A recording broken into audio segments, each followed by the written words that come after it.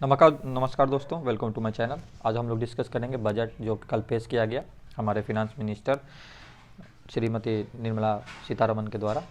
तो उसका एक की हाईलाइट देखेंगे कि उसमें क्या क्या मतलब एलोकेशन हुआ है, किस किस डिपार्टमेंट को क्या हुआ है। तो सबसे पहले इंफ्रास्ट्रक्चर के बारे में देख लेते हैं कि वहाँ पर किसको किसको।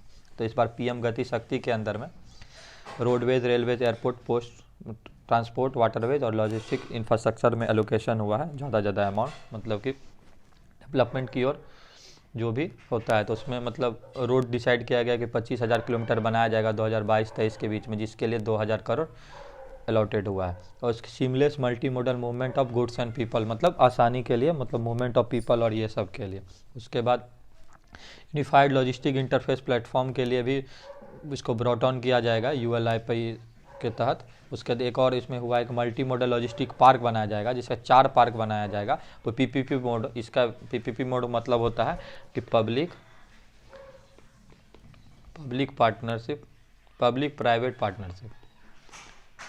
इसका बहुत तरह का टाइप्स होता है, तो किसी एक टाइप में इसको बनाया जाएगा।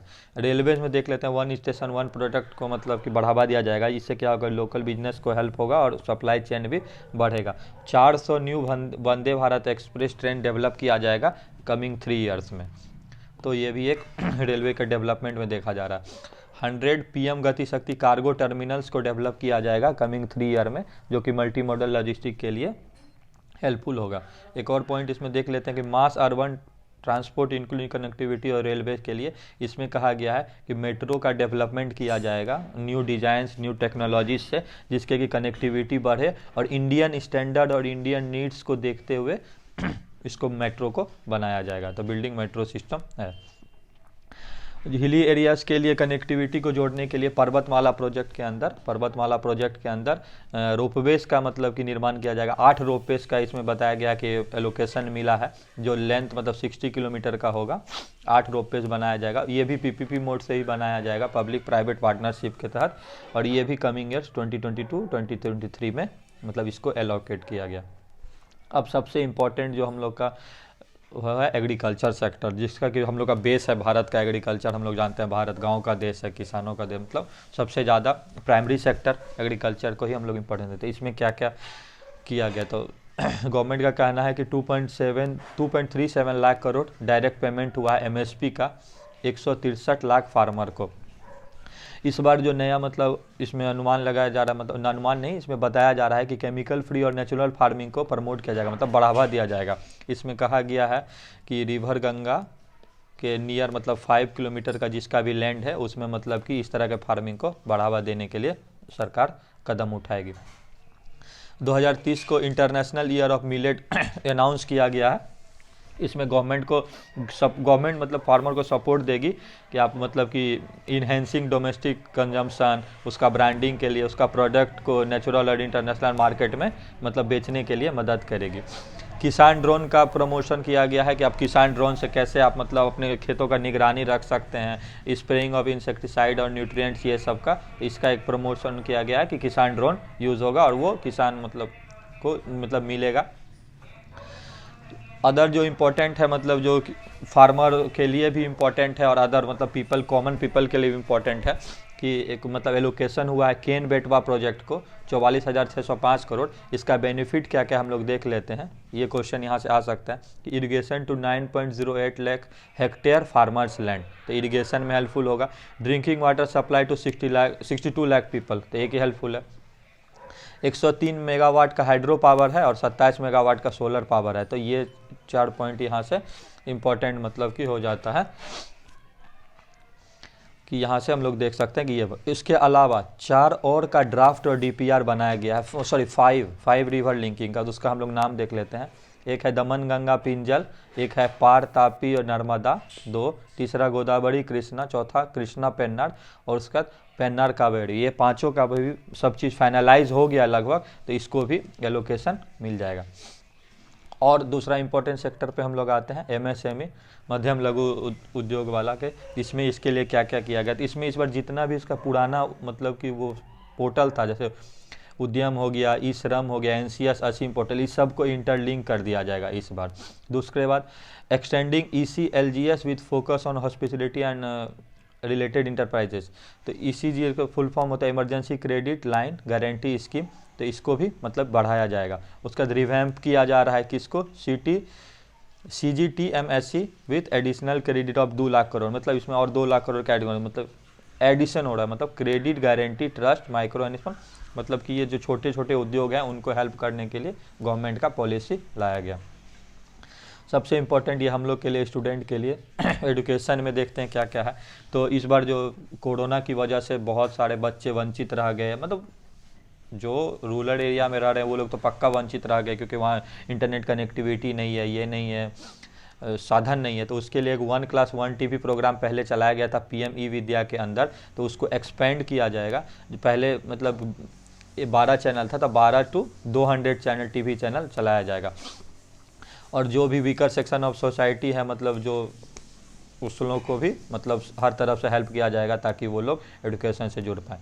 डिजिटल यूनिवर्सिटी का इसमें एलोकेट किया गया कि एक डिजिटल यूनिवर्सिटी बनाया जाएगा जो कि ICT फॉर्मेट में होगा, different Indian language regional language में उसमें पढ़ाई होगा। इसके अलावा 750 virtual lab science and mathematics lab का भी डेवलप किया जाएगा और 75 स्किलिंग ई लैब स्टिमुलेट किया जाएगा, जिससे कि सब में स्किल डेवलप किया जाए। सबसे इम्पोर्टेंट अभी के दौरान, कोरोना के दौरान जो एक मतलब हेल्थ का सेक्टर, इसमें देखते हैं कि क्या है। तो इसमें national digital health ecosystem will roll out, मतलब सारे को एक मतलब कैसे डिजिटली इम्प्लीमेंट किया जाएगा, सबका इंटरकनेक्टिविटी होगा हेल्थ का, ताकि जो लिटिगेशंस है वो उसको सॉल्व किया जाए। इसके अलावा जो सबसे अभी ज़रूरत भी है, national tele mental health programme will be launch for quality counselling, क्योंकि बहुत सारे कोरोना के बाद केसेस बढ़ रहे थे, डिप्रेशन का केस बढ़ रहा है, ये वो मतलब चिंता।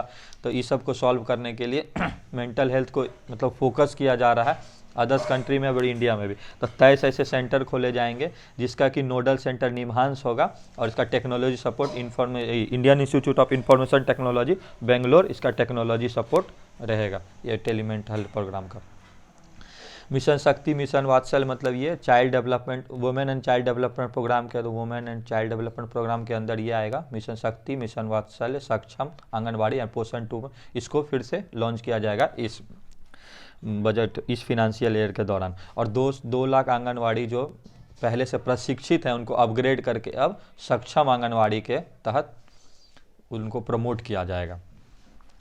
एक और देख लेते हैं, हर घर नल से जल योजना के अंदर इसका मतलब एस्टिमेटेड था कि 8.7 करोड़ घर को बेनिफिट किया जाएगा, जिसमें 5.5 करोड़ को बेनिफिट कर चुका है। तो हम लोग देखते हैं कि रेस्ट कितना बच गया इस ईयर के लिए, तो 3.8 करोड़ बच गया है। तो इसके लिए एलोकेशन अभी हुआ है 60,000 करोड़, जो इस साल इसको पूरा कर लिया जाएगा। हाउसिंग फॉर ऑल के तरफ PM आवास योजना के तहत रूरल और अर्बन में 80 लाख हाउसेस बिल्ड किए जाएंगे, जिसका एलोकेशन हुआ है 48,000 करोड़। नॉर्थ ईस्ट के वो इस बार स्पेशल ध्यान दिया गया PM डिवाइन के मतलब कि योजना के तहत, उसमें Prime Ministerial Development Initiative for North Eastern Region का है। इसमें 1500 करोड़ एलोकेट हुआ है डेवलपमेंट, लाइवलीहुड एक्टिविटीज़ और यूथ और वुमेन के लिए वहाँ का। और दूसरा filling gaps in different sector, जो भी मतलब वो लोग थोड़ा सा पीछे रह जाते हैं, उन लोगों का मतलब फैसिलिटी उतना नहीं मिल पाता, तो उन सबको ध्यान रखते हुए उन लोग को इस बार स्पेशल एलोकेशन मिला है, ताकि वो लोग भी हर चीज़ में आगे बढ़ें। और बहुत प्रोग्राम इनिशिएट किया गया है, जैसे एक प्रोग्राम है anywhere any time post office saving, मतलब पोस्ट ऑफिस को डिजिटल किया जाएगा, जिसमें कि ATM का फैसिलिटी होगा, नेट बैंकिंग का फैसिलिटी होगा, और भी अदर कोर बैंकिंग स्टार्ट किया जाएगा, सारे पोस्ट ऑफिस को लिंक किया जाएगा। तो इसमें कहा गया कि 1.5 लाख पोस्ट ऑफिस जो आएगा कोर बैंकिंग सिस्टम में इस बार लिया जाएगा। देख लेते हैं कि बिजनेस और ये इसके लिए क्या इस बार बजट में है। तो प्रोडक्टिविटी इन्वेस्टमेंट और इन्वेस्टमेंट में ईज ऑफ डूइंग बिजनेस 2.0। तो इस बार क्या है कि पहला इसमें पॉइंट मेंशन है कि स्टेट और सेंट्रल लेवल सिस्टम ब्रिजेस को मतलब एक समान रूप में मतलब लिंक किया जाएगा। दूसरा है unique land parcel identification number दिया जाएगा, ULPI नंबर एक दिया जाएगा, जिसका कि मतलब लैंड रिकॉर्ड रखने में मतलब उसको डिजिटल किया जाएगा। उसका इस्टेब्लिशमेंट ऑफ CPAS किया है। उसका इन टू इन ऑनलाइन बिल सिस्टम रहेगा। उसका सपोर्ट टू 5G नेटवर्क को सपोर्ट किया जाएगा PLI स्कीम के अंदर। डिफेंस सेक्टर में आते हैं, इस बार बजट में डिफेंस में क्या है।